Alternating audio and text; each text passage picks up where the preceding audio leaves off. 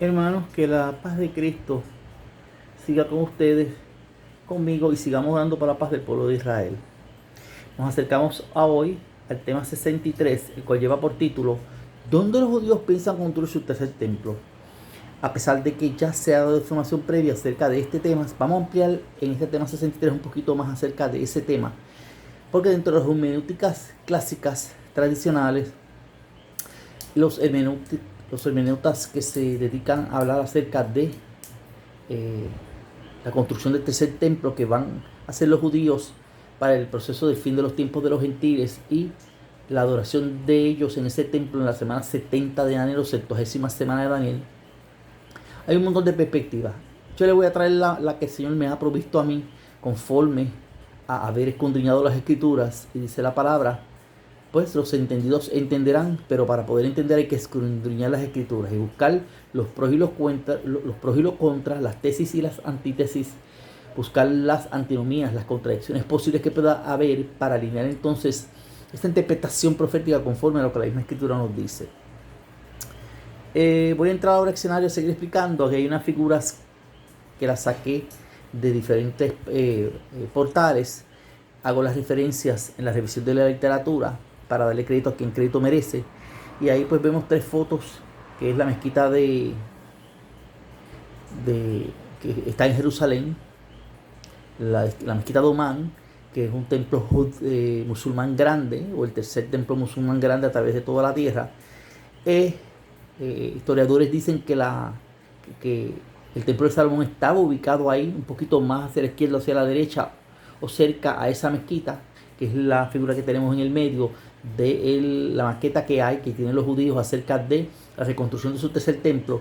Y la tercera figura es las vestiduras sacerdotales, ya puestas en un museo en Jerusalén, donde los judíos están llevando los artefactos que van potencialmente a utilizar en la época de el inicio de la construcción del tercer templo de ellos en Israel, en Jerusalén. Ya yo les he explicado anteriormente que ese templo, entro al escenario ahora aquí, que ese templo, hermano, Dios los bendiga. Déjame poner un poquito más de iluminación acá. Ahí.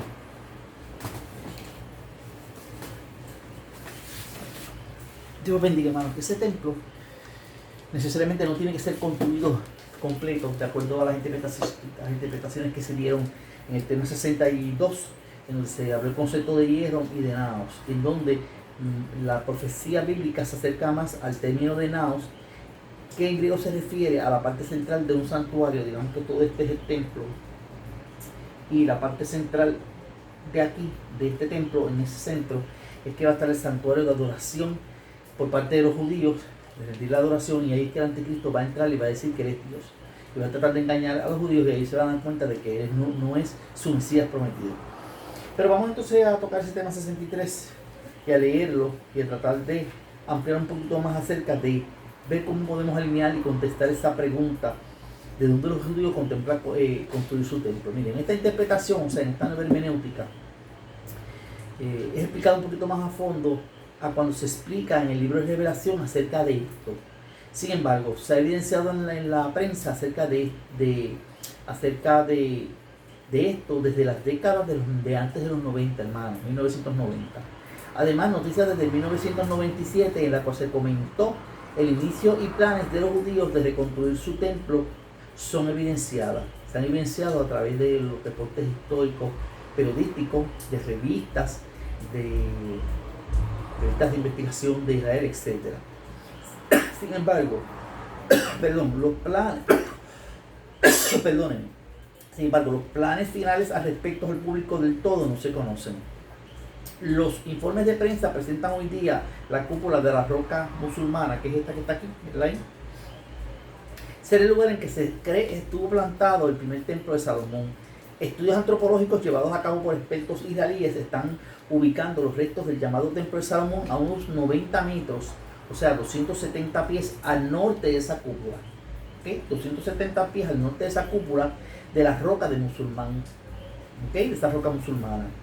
Vea la foto de la cúpula de la roca musulmana, que es esta que está aquí, esta primera figura. Esto evidencia que esto es tan literal como que Israel hoy día existe, ¿ok?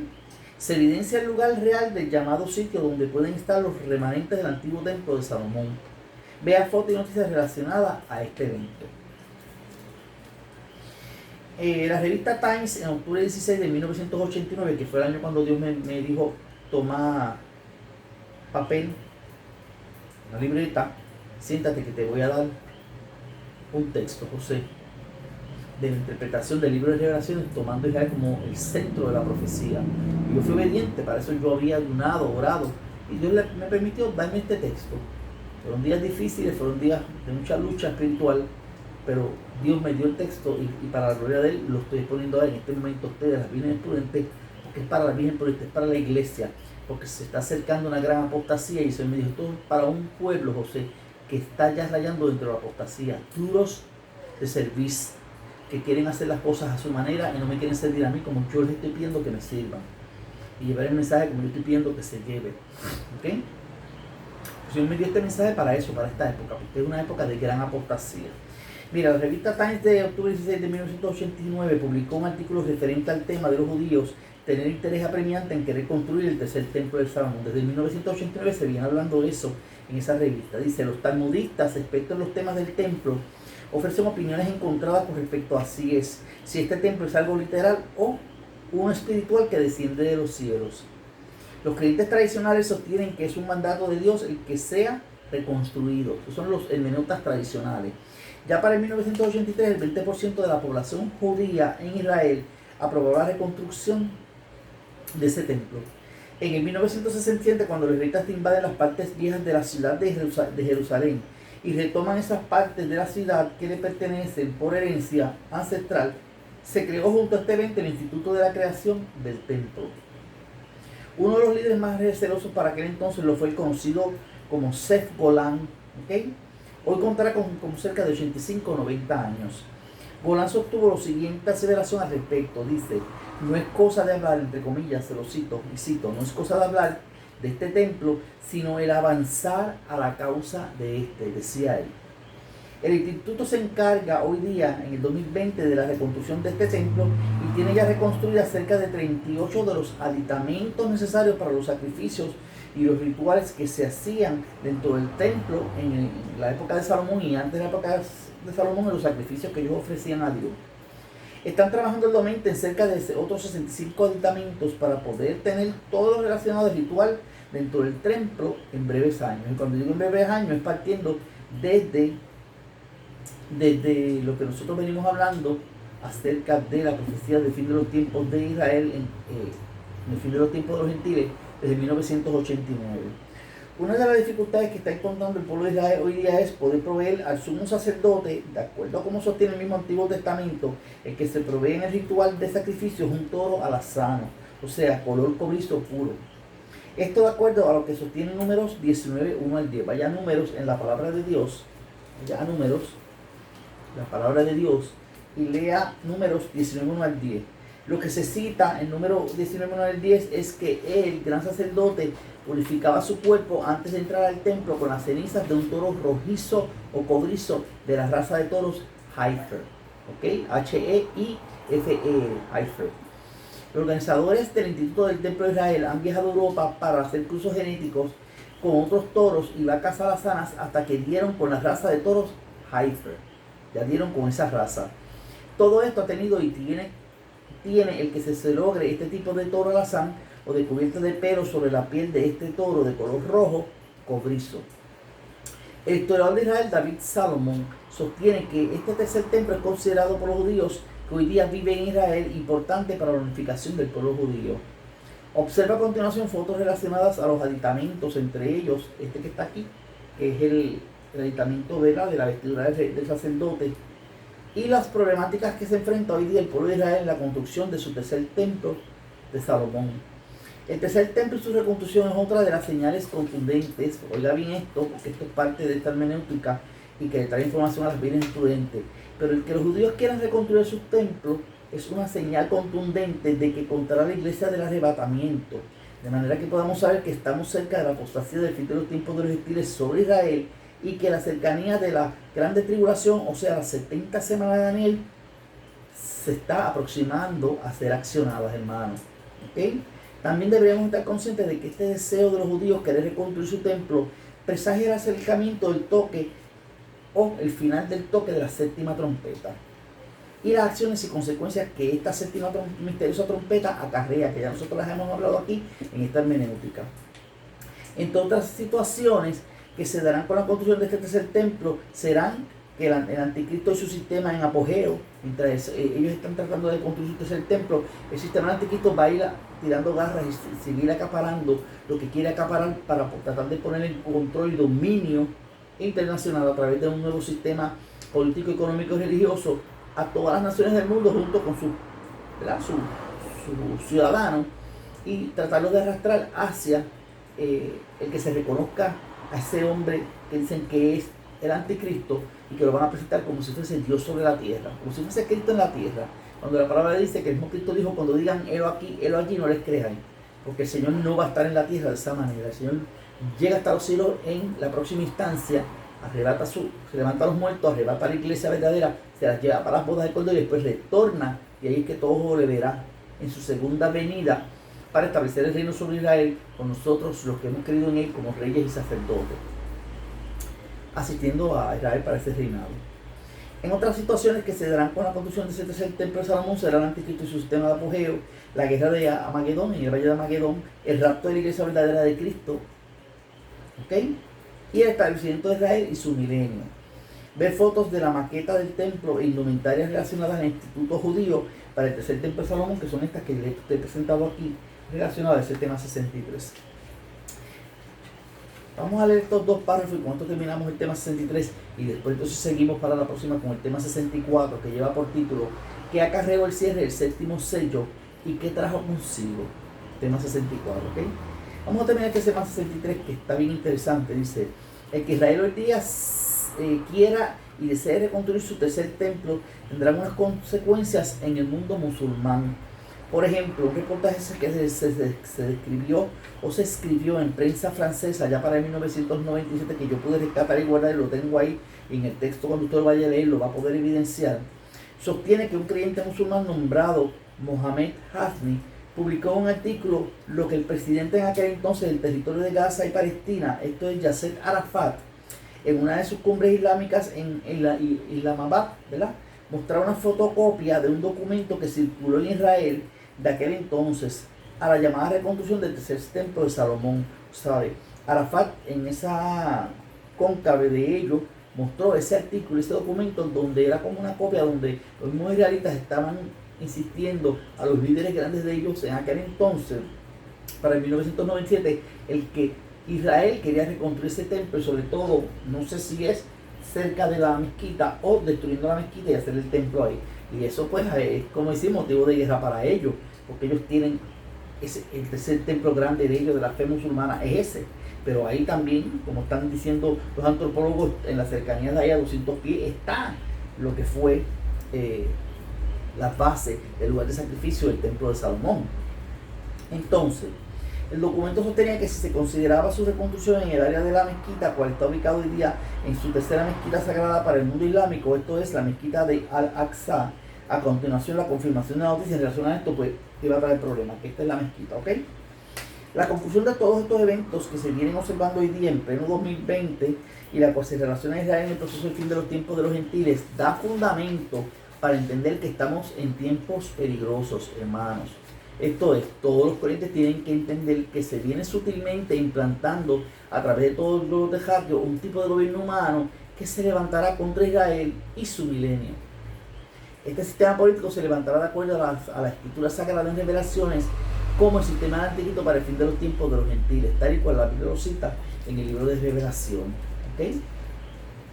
Este tipo de sistema se levantará en consorcio por los pueblos árabes.